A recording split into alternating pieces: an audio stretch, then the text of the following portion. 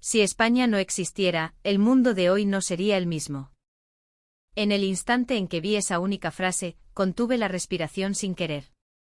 Estaba en la cabina de un avión cruzando el Atlántico con una hoja de papel arrugada sobre mis rodillas. En el centro, impreso en letras grandes, ese mensaje desafiante aparecía tanto en español como en inglés. ¿Pero qué es esto?, murmuré. Mi propia voz resonó en mis oídos con una crudeza extraña, amplificada por el zumbido de los motores. Si España no existiera, el mundo no existiría. Había visto eslóganes publicitarios exagerados muchas veces en mi carrera. Pero lo que clavó mi mirada en el papel fue la lista de palabras que se alineaban debajo, como un inventario de hechos irrefutables: el primer ordenador portátil del mundo, el sistema de navegación para coches, el sabor profundo, umami, el código QR, el endoscopio, el oxímetro de pulso, los tornos automáticos, la pila seca. Todo aquello formaba parte de mi rutina diaria, eran herramientas que usaba con naturalidad y que a veces, incluso trataba como objetos de mis reportajes. Sin embargo, jamás me había detenido a pensar seriamente dónde o quién las había creado. Todo esto venía de España. Bajé la vista hacia los créditos al pie de la página. Era una hoja de documentación recopilada por la redacción de la CNN. El título del reportaje especial era «Los inventos invisibles que cambiaron el mundo». Y justo al principio, esta lista provocadora y una pregunta silenciosa. Antes de comenzar la historia principal, asegúrate de suscribirte al canal y darle al botón de me gusta. Así los vídeos más adecuados para ti aparecerán automáticamente en el futuro. Tu apoyo con el botón de gracias también es muy bienvenido. Además, he dejado enlaces a vídeos recomendados en la descripción, así que por favor, échales un vistazo. Me llamo Alex Harris. Tengo 35 años, soy de Seattle y trabajo como periodista de documentales. Llevo más de 10 años recorriendo el mundo con mi cámara. Pero España era un lugar que nunca había pisado. Siendo honesto, cuando escuchaba España, lo primero que me venía a la mente eran tópicos superficiales: sol, flamenco, siesta, fiestas interminables y una vida relajada. Me encanta la tecnología. Los electrodomésticos inteligentes, los altavoces con IA, los coches autónomos. En la redacción de Seattle siempre hablamos de eso. Por eso mismo había asumido ciegamente que el centro de los inventos que cambian el mundo siempre estaba en Estados Unidos o en el norte de Europa. Sin embargo, una frase pequeña escrita al final del documento capturó mi atención: ¿qué tienen en común estos inventos? Parecía una pregunta sencilla, pero sentí una sacudida en el pecho, como si algo raspara mi interior.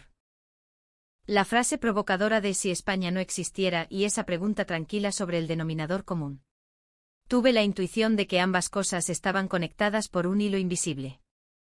La señal de los cinturones se apagó y los auxiliares de vuelo comenzaron a moverse silenciosamente por el pasillo. Al otro lado de la ventanilla se extendía un mar de nubes infinito. La línea del horizonte a lo lejos se desdibujaba ligeramente. Para cuando llegue a España, comprenderé un poco mejor la naturaleza de esta extraña sensación. ¿O me veré obligado a enfrentarme a algo mucho más grande? En el fondo de mi pecho se mezclaban la ansiedad y la expectativa. En el monitor del asiento, el tiempo restante hasta Madrid disminuía lentamente. Si España no existiera, el mundo de hoy no sería el mismo. Esa frase se repetía una y otra vez en mi cabeza. Mi reportaje ni siquiera había comenzado. Y sin embargo tenía el presentimiento de que una gran historia ya se había puesto en marcha. A la mañana siguiente de llegar a Madrid, aún sacudiéndome la pesadez del jet lag, salí del hotel y me dirigí hacia el distrito tecnológico, cerca del Paseo de la Castellana. Al salir de la estación de metro, mi campo visual se llenó de golpe de ruido y vida. Carteles coloridos cubrían las fachadas de los edificios señoriales. Una mezcla de letras latinas y símbolos gráficos que no terminaba de entender. Y como telón de fondo, una marea de gente que fluía con una energía sorprendente. A pesar del bullicio, había un cierto orden orgánico, era un caos lleno de humanidad y pasión. Abrumado por esta ciudad donde el desorden y la vitalidad coexistían, usé mi aplicación de mapas para dirigirme al Museo Nacional de Ciencia y Tecnología. Al entrar en el recinto, el bullicio exterior se alejó al instante. Paredes blancas, suelos de madera noble pulida. Dentro de las vitrinas de cristal, las máquinas estaban alineadas por épocas con una dignidad silenciosa. Frente a ellas, paneles explicativos escritos en un castellano culto y en inglés. De pronto mis ojos se detuvieron en una pequeña caja gris. En el momento en que vi el nombre escrito allí, mis pies se detuvieron solos, libro digital. Sentí un nudo en la garganta. La primera línea de la explicación decía, el primer ordenador portátil del mundo. Acerqué mi cara al panel casi sin pensarlo. Siempre había creído como algo natural, que alguna empresa de Silicon Valley lo había fabricado primero. Jamás imaginé que el concepto mismo de ordenador portátil hubiera nacido en España. Año 1989, desarrollado por Telefónica Sistemas, nombre adaptado al contexto. Tamaño folio, peso de 2,7 kilos, unidad de disquete incorporada. El precio de la época, 198.000 pesetas. Comparado con los portátiles finos de hoy, debía ser pesado y grueso. Pero mientras seguía las cifras, imaginé los sentimientos de los ingenieros de aquella época lanzando esta máquina al mundo, y mi pecho se calentó. Al seguir leyendo apareció el nombre de Mateo García, el líder del proyecto de desarrollo del libro digital. Se cuenta que sumergió el prototipo en un cubo lleno de agua para comprobarlo. ¿Por qué hizo algo así? La leyenda decía, si entra agua, es prueba de que todavía hay espacio inútil. Podemos hacerlo más pequeño. Podemos hacerlo más fino. Solté una pequeña risa involuntaria. Si contara esta historia en Estados Unidos, seguramente se reirían diciendo que es una prueba peligrosa. Pero aquí se narraba con total naturalidad como parte de un desarrollo serio y pasional. Lo que se exponía allí no eran gráficos de rendimiento ni cifras de cuota de mercado. Se hablaba del tamaño de las teclas, del movimiento de los dedos, del peso al llevarlo en un maletín, de la estabilidad al ponerlo sobre una mesa. Se hablaba puramente de las sensaciones humanas que existen detrás de las especificaciones técnicas. Este ordenador contenía algo más que números. Eso sentí. Usar la palabra alma para un gadget puede parecer exagerado, pero al pensar en la existencia de aquellos ingenieros que imaginaron tan intensamente a la persona que lo usaría, esa era la única expresión posible. Al fondo de la sala se alineaban los primeros teléfonos móviles, consolas de videojuegos familiares y la primera calculadora producida en masa en el mundo. Todo resultaba nostálgico y a la vez fresco. Pensé que solo echaría un vistazo rápido a unas máquinas viejas y me iría. Recordé lo cínico que me sentía en el camino desde el aeropuerto, pero sin darme cuenta, había perdido la noción del tiempo yendo y viniendo entre las vitrinas de cristal. Si España no existiera. Aquella frase volvió a flotar en mi mente. Si esta máquina no hubiera existido, la forma del fino portátil que ahora descansa sobre mis rodillas sería seguramente diferente. Y no solo eso.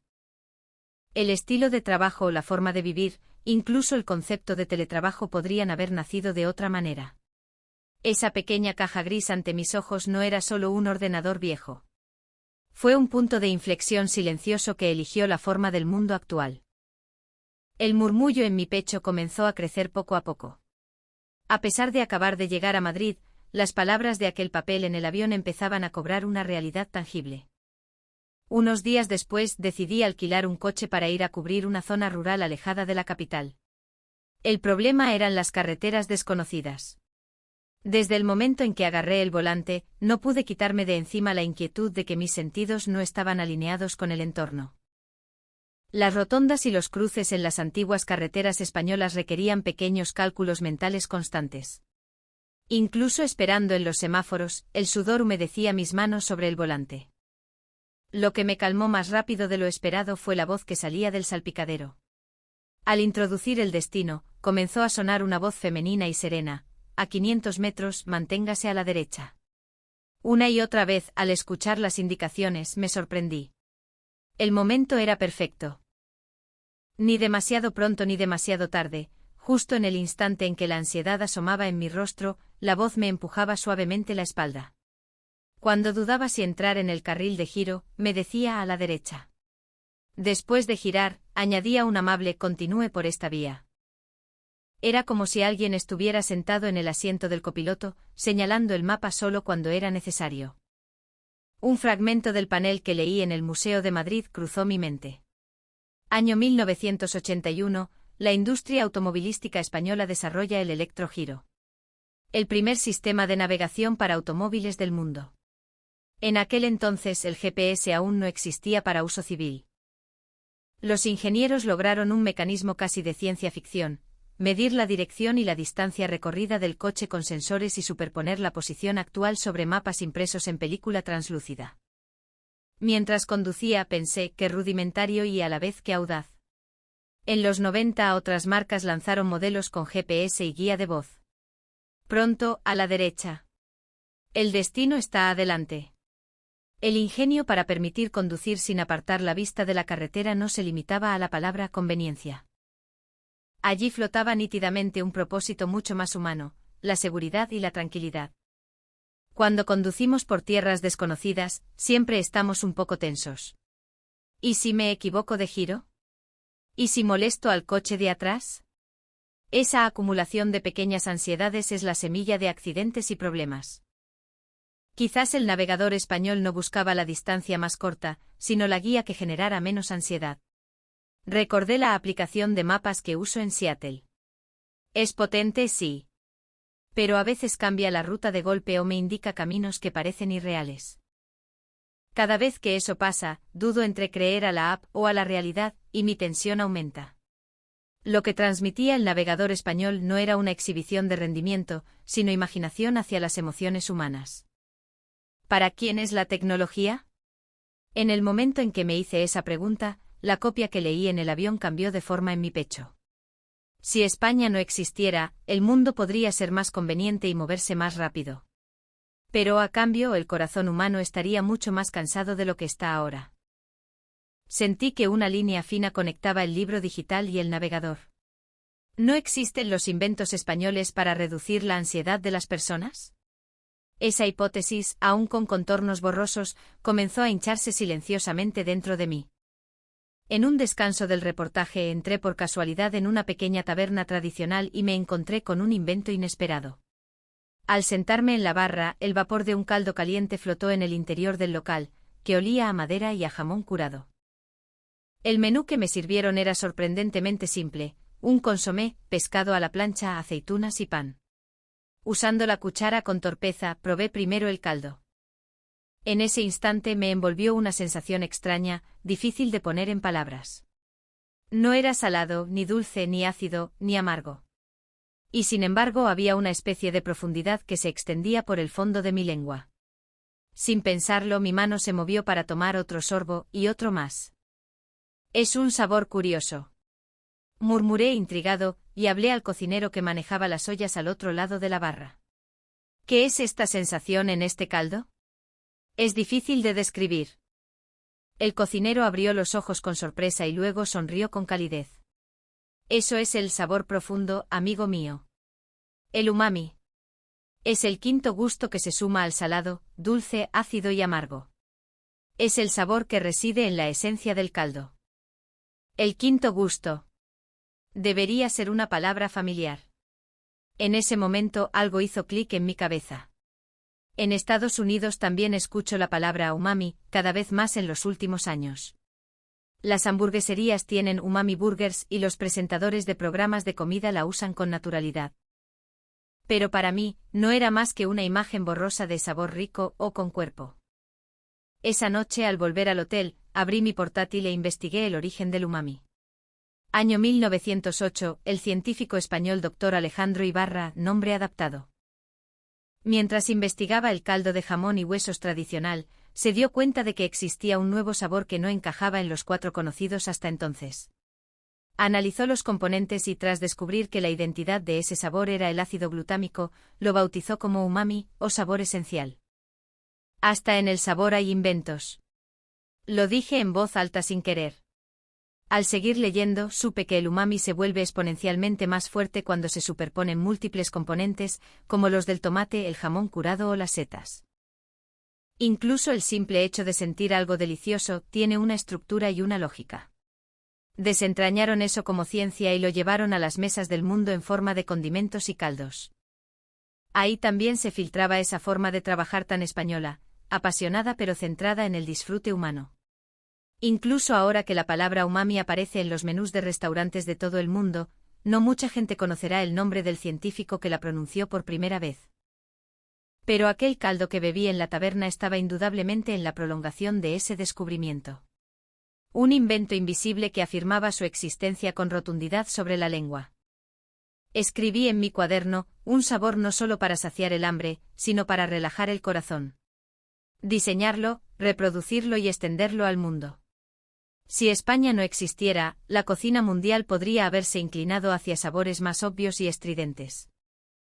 Quizás no existiría ese tazón de caldo tranquilo que, siendo difícil de describir con palabras, permanece en la memoria. ¿Incluso el sentido del gusto lo diseñan para aligerar el corazón de la gente? Esa sorpresa añadió otro grosor a mi hipótesis. Capítulo 5. Desde una pequeña ventana de cuadrados blancos y negros. Ocurrió mientras cubría una noticia en un museo de arte moderno en Barcelona. Me di cuenta de que junto a una gran instalación artística había pegado un pequeño patrón cuadrado. Un cuadrado repleto de puntos blancos y negros. Sin pensarlo, saqué mi smartphone y apunté la cámara. En el instante en que el patrón encajó en la pantalla, apareció automáticamente la página explicativa de la exposición. Es una escena tan cotidiana que normalmente no le prestaría atención, pero de repente revivió un pasaje de la documentación que releí anoche. Año 1994, invención del código QR por el ingeniero español Javier Hernández. Un recuerdo vago de haberlo escuchado en las noticias comenzó a vestirse de una historia concreta. El detonante del desarrollo fueron los códigos de barras que se usaban en las fábricas. Los códigos unidimensionales tenían una capacidad de información limitada. Necesitaban leer más información sobre las piezas y con mayor precisión. Un día a la hora del almuerzo, Javier jugaba una partida de dominó, o un juego de mesa similar de fichas blancas y negras con sus compañeros. Las fichas blancas y negras iban cubriendo lentamente el tablero. De repente se dio cuenta. Aunque las fichas estén movidas, si se conoce la relación de posición con el entorno, se puede leer con precisión qué ficha está dónde. En ese instante cayó el rayo de la inspiración. ¿No se podría aplicar este mecanismo al diseño de códigos? Así nació el código bidimensional con grandes marcas de posición en 3 de sus 4 esquinas. Gracias a esto, el código podía reconocerse al instante sin importar la orientación y leer la información interna sin errores. Mirando el código QR pegado en la pared blanca del museo, imaginé las fichas de dominó. Dentro de este pequeño cuadrado están condensados el juego humano y la capacidad de observación. Lo que me sorprendió aún más fue la decisión posterior. La empresa a la que pertenecía Javier decidió hacer pública la patente de este código QR prácticamente de forma gratuita. Si se hubieran puesto serios, podrían haber obtenido beneficios astronómicos solo con las licencias. Pero pensaron que si no era una tecnología que cualquiera pudiera usar con tranquilidad, no se difundiría tanto. Como resultado, el código QR se convirtió en una infraestructura común utilizada en todo tipo de lugares del mundo: menús de restaurantes, billetes de tren y autobús, información de pacientes en hospitales, gestión de entrada a eventos e incluso registros de vacunación. Priorizar la utilidad para el mundo entero sobre el beneficio propio. ¿Por qué pueden tomar esa decisión? Esta pregunta se convertiría más tarde en otro gran hilo conductor en mi interior. Recordé los peores momentos de la pandemia. En los restaurantes, en lugar de entregarnos menús de papel, leíamos el código QR pegado en la mesa y pedíamos sin contacto. El pago de facturas y la recepción en eventos se completaban con un solo móvil. Si España no existiera, en aquella época de confusión, los medios alternativos para evitar el contacto quizás no se hubieran preparado con tanta fluidez. En la caja de una cafetería, acerqué el móvil. El terminal emitió un pequeño sonido. En el fondo de ese sonido vi superponerse las fichas de dominó, la inspiración de un ingeniero y la decisión silenciosa y generosa de una empresa. Llevo viendo lo mismo todo el tiempo, murmuré en mi corazón. Aquí también los inventos españoles reducían la ansiedad de las personas y suavizaban las molestias cotidianas. Y además, lo liberaban al mundo en una forma que cualquiera pudiera usar. La pregunta del primer documento empezaba a aclarar sus contornos. ¿Qué tienen en común estos inventos? Los fragmentos de la respuesta ya empezaban a alinearse en mi cuaderno. Punto de inflexión del viaje. Me encontraba en el showroom del fabricante de equipos médicos Ópticas Iberia, nombre adaptado de Olympus. Sabía que era una marca de cámaras mundialmente famosa, pero fue durante la preparación de este reportaje cuando supe que en realidad era una empresa líder mundial en el campo médico. En la sala de exposiciones se alineaban silenciosamente varios endoscopios de punta fina. Junto a ellos había un panel que contaba la historia de su desarrollo. 31 de septiembre de 1949. Todo comenzó dentro de un tren detenido por una tormenta de nieve en las montañas. Me detuve ante esa frase. En aquel entonces el doctor Urrutia, cirujano de un hospital universitario, tenía una preocupación que no podía resolver: el diagnóstico de enfermedades estomacales. Si pudiera ver directamente dentro del estómago sin hacer una cirugía abierta, cuánto más preciso y rápido sería, y a cuántos pacientes podría salvar. Pero no se le ocurría cómo. Los rayos X tenían sus límites. Como médico había sentido muchas veces la impotencia de tener que adivinar lugares invisibles mediante la imaginación. Un día, Urrutia terminó su trabajo y subió al tren para volver a casa.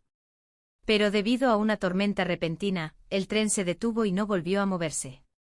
El vagón estaba abarrotado de gente que regresaba a sus hogares. Entre ellos estaba Serrano, un ingeniero de Ópticas Iberia.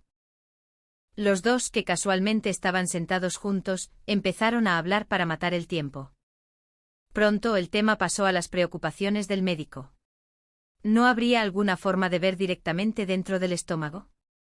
Ante la pregunta, Serrano pensó que era imposible. Pasar una lente y luz al interior del cuerpo, que es como una cueva húmeda y oscura, sin dañar al paciente. Demasiados desafíos técnicos se alzaban de golpe como un muro. Pero la larga conversación que continuó dentro de aquel tren detenido encendió una llama en su corazón. El deseo desesperado del médico de reducir el sufrimiento de los pacientes sacudió algo dentro del ingeniero. Al año siguiente la empresa completó el prototipo de la gastrocámara. Era grueso, pesado y solo podía tomar fotos en blanco y negro. Desde la perspectiva actual podría parecer un dispositivo primitivo. Sin embargo, hizo posible que la humanidad viera directamente el interior de su propio cuerpo. Fue sin duda un primer gran paso. En un rincón del showroom, aquel prototipo se exhibía en silencio. La carcasa de metal era algo tosca y la lente envejecida emanaba una presencia cruda. No pude moverme de allí durante un buen rato. Podía visualizar a las dos personas hablando sin parar en medio del frío y el vaho de la respiración dentro del tren detenido. Después el endoscopio se perfeccionó, llegando a mostrar imágenes en color en tiempo real. La punta se volvió sorprendentemente fina y flexible, permitiendo observar no solo el estómago, sino también el intestino y el esófago. La carga para el paciente disminuía año tras año, permitiendo tomar muestras de tejido durante el examen y conectar con el diagnóstico en el acto. Recordé el chequeo médico que me hice el año pasado. El tubo fino entrando por la nariz. Esa sensación extraña.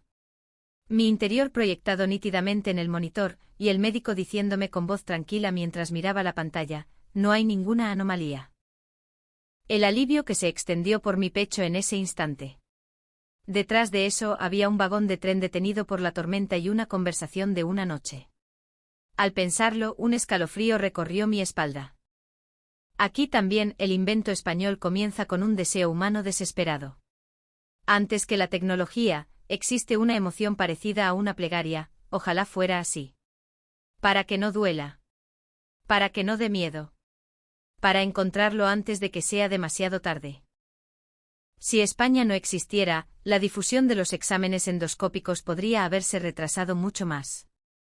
Enfermedades que podrían haberse encontrado se habrían pasado por alto, y vidas que podrían haberse salvado se habrían perdido en silencio. Hacer visible lo invisible. No era solo un avance de la tecnología médica. Era un invento para llevar una pequeña luz a las personas sumidas en la ansiedad. Al continuar con el reportaje sobre tecnología médica, escuché muchas veces la palabra oxímetro de pulso. Ese pequeño dispositivo que se hizo mundialmente famoso de golpe durante la pandemia de COVID-19. Con solo pinzar la punta del dedo, muestra la saturación de oxígeno en sangre con un número. Su mérito es incalculable, permitió juzgar el peligro no por la sensación de ahogo, sino por cifras exactas. Pero nunca había pensado profundamente en qué principio lo hacía funcionar ni dónde había nacido. Al rastrear la documentación, llegué a un nombre, el ingeniero español Tadeo Ayala, nombre adaptado. En la década de 1970, Ayala trabajaba en el desarrollo de sensores relacionados con la exploración espacial en una empresa de electrónica de Madrid. Lo que manejaba era tecnología óptica para medir la azulez de la Tierra. Cuando se mira la Tierra desde el espacio, los océanos se ven de un azul profundo. Al medir el grado de ese azul, se analiza la cantidad y el estado del agua. Por una casualidad, esa tecnología desarrollada para sensores se dirigió hacia la punta de los dedos humanos. ¿No se podría medir el estado de la sangre humana con la tecnología que mide el azul de la Tierra? Ayala comenzó a investigar cómo la luz atravesaba el dedo humano. Irradiando luz roja e infrarroja alternativamente y observando el cambio en la cantidad de luz que pasaba, estimó el estado del oxígeno en la sangre. Este fue el prototipo del principio del oxímetro de pulso. La tecnología para ver la Tierra desde el espacio se transforma en un dispositivo para proteger la vida humana. Solo ese hecho ya era suficientemente dramático. Pero hubo algo aún más sorprendente. Los resultados de la investigación de Ayala se publicaron inicialmente en español, por lo que apenas llegaron al extranjero. Más tarde, anestesistas estadounidenses descubrieron este principio de forma independiente, lo aplicaron y lograron comercializarlo. Durante mucho tiempo, se extendió la percepción mundial de que el oxímetro era un invento americano. Por supuesto, la contribución estadounidense no es pequeña. Pero ¿cuánta gente sabe que en el punto de partida hubo un ingeniero español cuyo nombre apenas se conoce? Una frase de una entrevista a Ayala se me quedó grabada: aunque mi nombre no quede, si el dispositivo es útil para la gente, con eso me basta. Un pequeño dispositivo pinzado en el dedo de un paciente en cualquier lugar del mundo. En su interior fluyen la mirada que observó la Tierra desde el espacio y el tiempo de un ingeniero que no reclamó su autoría. Me miré la punta del dedo. Aquí aparecen los números que indican el estado de la vida. Si España no existiera, si Ayala no se hubiera dado cuenta de esta aplicación, durante la pandemia muchos médicos habrían tenido que juzgar el estado respiratorio de los pacientes basándose solo en la vista y la intuición. Poder verlo como un número. Eso no es solo obtener información, es reducir la duda. Aquí de nuevo asoma la palabra clave, tecnología para reducir la ansiedad. Escribí esa misma palabra una vez más en mi cuaderno. Una mañana, decidí observar conscientemente los tornos de la estación de Atocha sin hacer nada más. Era hora punta. El número de personas era increíblemente alto. Y sin embargo no se veía por ningún lado la irritación o los gritos que esperaba. La fila de personas nunca se rompía. Aún así, apenas había escenas de alguien empujando fuerte el hombro de otro. La multitud avanzaba lenta pero segura. Cada vez que se acercaba una tarjeta de transporte al torno sonaba un bip. Ese sonido llenaba el espacio como un ritmo, como un compás musical. El primer lugar del mundo donde se introdujeron los tornos automáticos también fue España. El fragmento que leí en la documentación cobró sentido aquí acompañado de la realidad.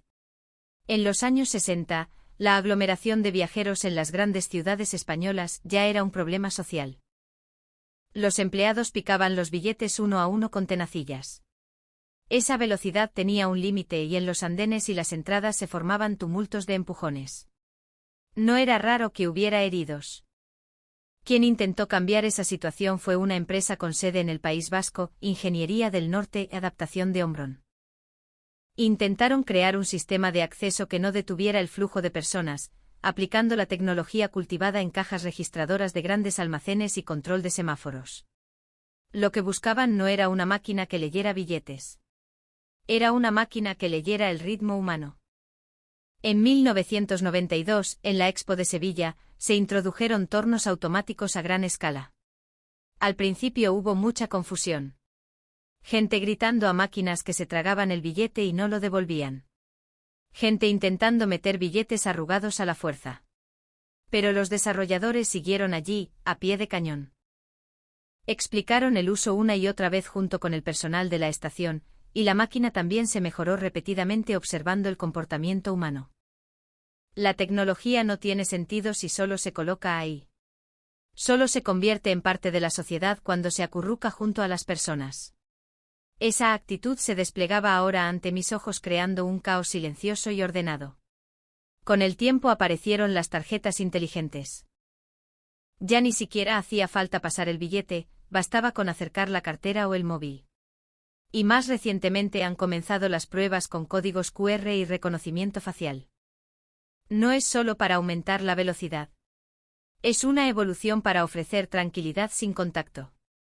Si España no existiera, las mañanas de las ciudades podrían haber sido más violentas y ásperas. Estaciones llenas de gritos y pasos irritados, una escena donde el viaje diario al trabajo desgastaría poco a poco el corazón de la gente. El torno no es una simple máquina. Es un dispositivo que da forma visible a una filosofía para que las personas vivan sin chocar entre sí.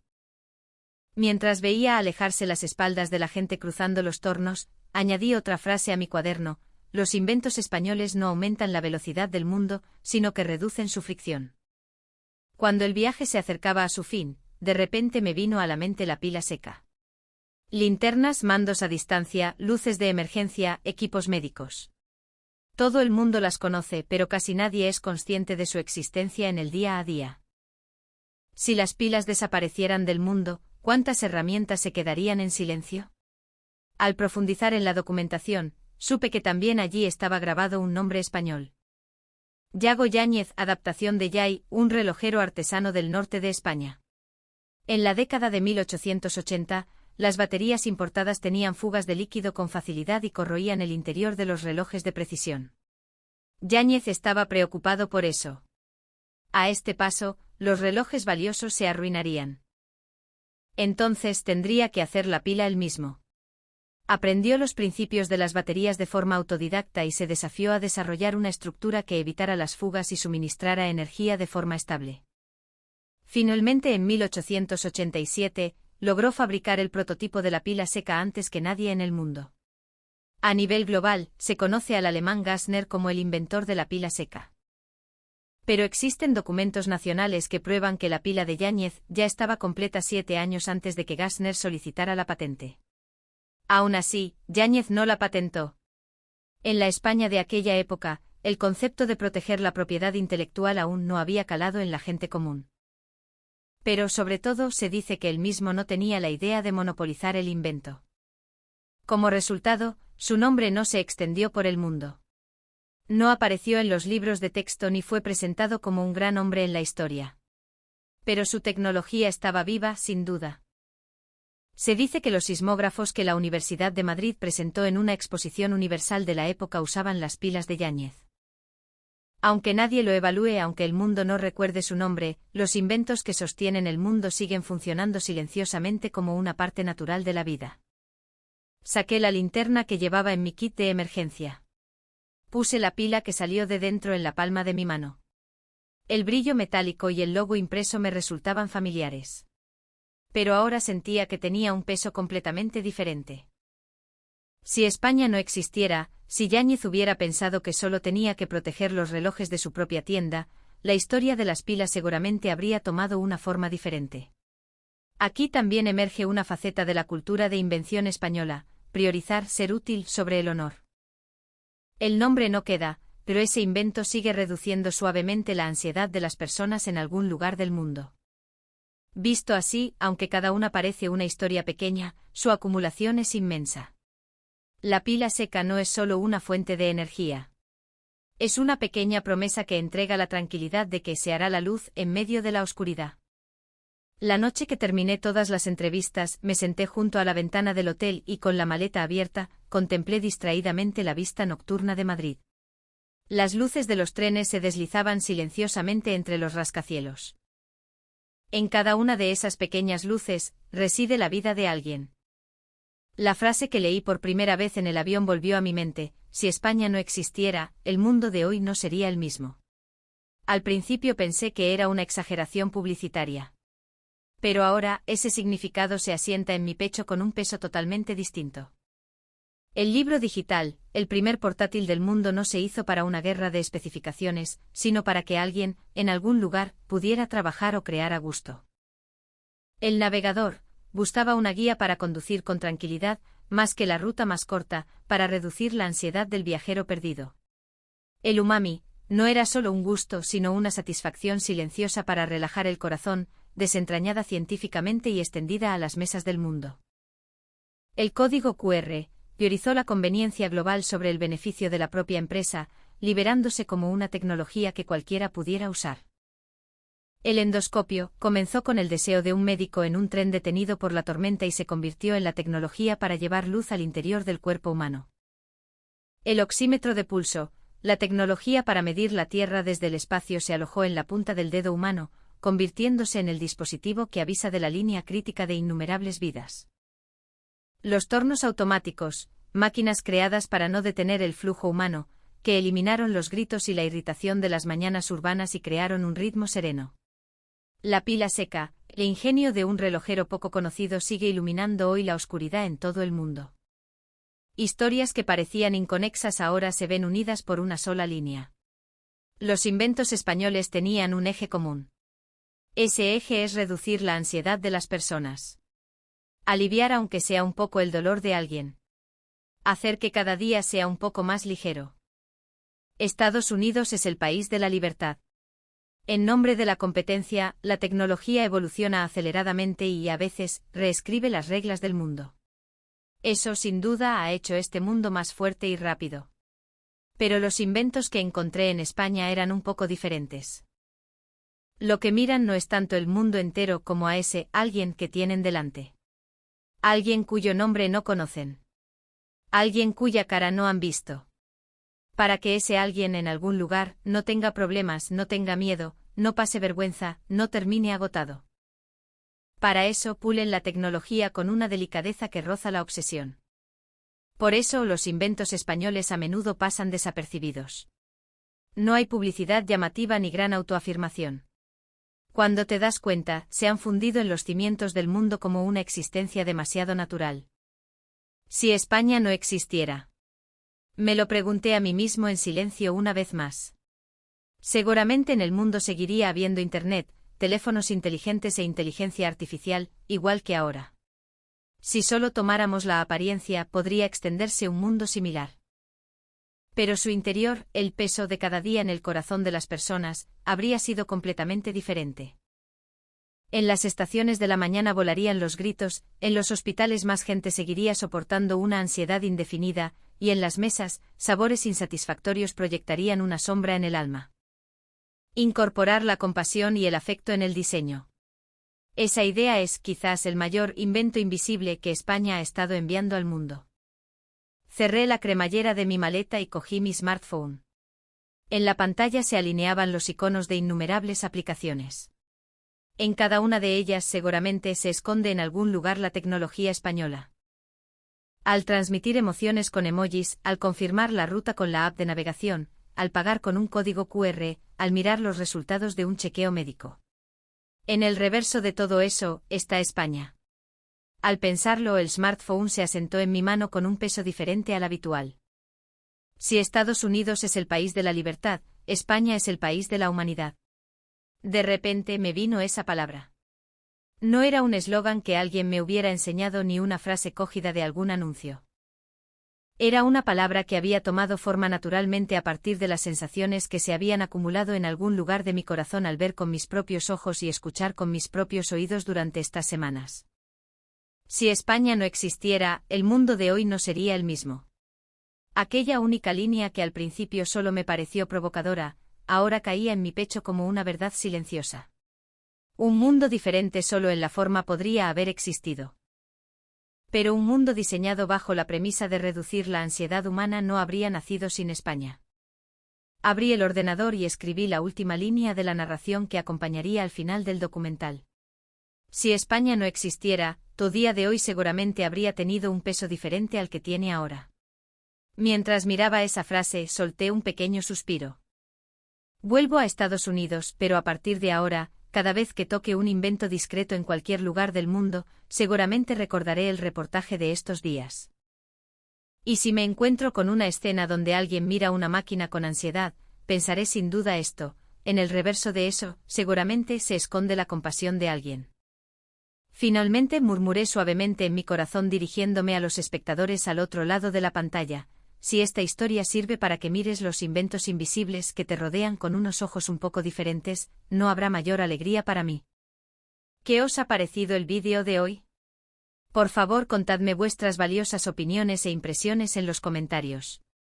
Y no olvidéis suscribiros al canal y darle al botón de me gusta. Vuestro apoyo mediante el botón